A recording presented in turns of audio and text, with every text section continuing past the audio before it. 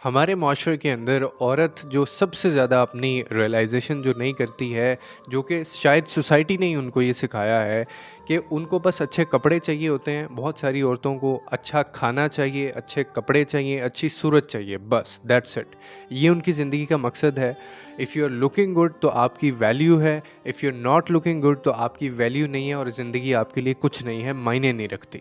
और ये चीज़ हमें शायद सोसाइटी ने सिखाई है। आपका जो हस्बैंड है वो बाहर किसी और के साथ चक्कर चला रहा होता है, अफेयर्स चला रहा होता है, और घर आते ही जो है जी वो आपकी रोका टाकी शुरू हो जाती है। लेकिन जब आप बाहर निकलती हैं घर से तो आप परी बन के निकलती हैं। आपसे अच्छा कपड़ा, आपसे ज़्यादा खूबसूरत कोई नज़र नहीं आ रहा होता। और लोग किस तरह से आइडियलाइज़ करते हैं, लोग देख के ये कहते हैं कि जी ये तो फलानी मिसेस की बीवी हैं और इनसे तो अच्छा कोई नहीं है जी, इनके कपड़े देखें, इनके ब्रांड्स देखें। But they don't know the real story, they don't know the real face behind it. और लोगों के लिए तो वैसे ये चीज़ होती है कि जी फलाने की मिसेज है, मर्सिडीज लैंड क्रूजर के ऊपर आती है, निकलती है, शान है जी, ठाठ है, और इनसे ज़्यादा आइडियल लाइफ तो किसी की हो ही नहीं सकती। Not realising the price behind it. उन्होंने प्राइस को नहीं देखा होता कि वो जो औरत है या फलाने की जो मिसेज है वो घर में उसकी प्राइस पे क्या कर रही है। और इन्हीं औरतों को फिर इन लग्जरीज की आदत हो जाती है, और ना जी बाप को कोई फिक्र होती है, ना भाई को फिक्र होती। वो इंटरेस्टेड ही नहीं होते इस चीज़ के अंदर। बेटी जो है या बहन जो है वो घर तलाक लेके आ जाएगी, क्योंकि वो भी दे आर सो कंफर्टेबल। वो भी इस चीज़ में इतने खुश होते हैं, चाहे वो बेटी इतनी खुश ना हो वहाँ पे, जितने उसके पीछे बहन भाई जो हैं वो या बाप खुश हो जाता है कि जी चलो जो भी है जैसा भी है, अच्छा पहन रही है, अच्छा खा रही है, अच्छा घर है, कोई बात नहीं। अगर मार वार भी पड़ जाती है तो कौन मर्द है जो आजकल अपनी बीवियों को मारता नहीं है। Now this is what we accepted. ये हमने एक्सेप्ट कर ली है चीज़। और इसी तरह वो जो लड़की है या जो औरत है वो सोने के पिंजरे के अंदर ही अपनी ज़िंदगी गुजारती है। पाकिस्तानी मैं आपको कल्चर की बात बता रहा हूँ। और ये बहुत सारी औरतें ऐसे होंगी जो ये वीडियोस मेरी देख रही होंगी, ये कईयों के साथ ये बीत रही होती है।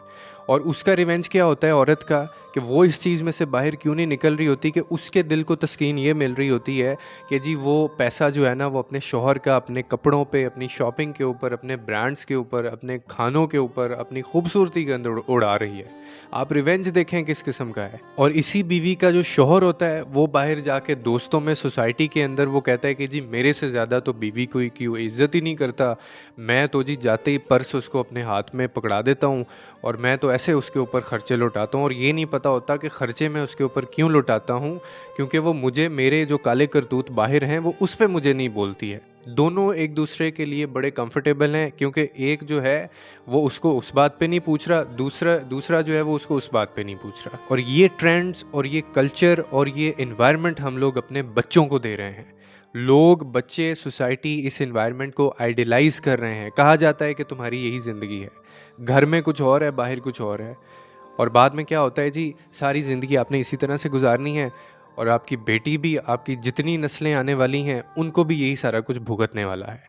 और ये सारा कुछ हम करते क्यों हैं? जस्ट टू लुक गुड, या फिर दूसरों को अच्छा दिखाने के लिए। कोई ज़िंदगी नहीं होती इन लोगों की, कोई सुकून नहीं होता इन लोगों की ज़िंदगी में, कोई प्यार मोहब्बत नाम की चीज़ नहीं होती इनके अंदर, कोई एहसास नहीं होता, कोई जज्बात नहीं होते।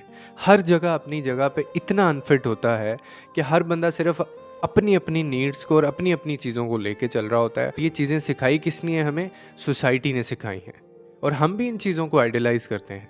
ये बदकिस्मती है हमारे माशरे की, कि ना ऐसी औरत जो है वो बोल सकती है और ना ऐसा मर्द जो है वो बोल सकता है।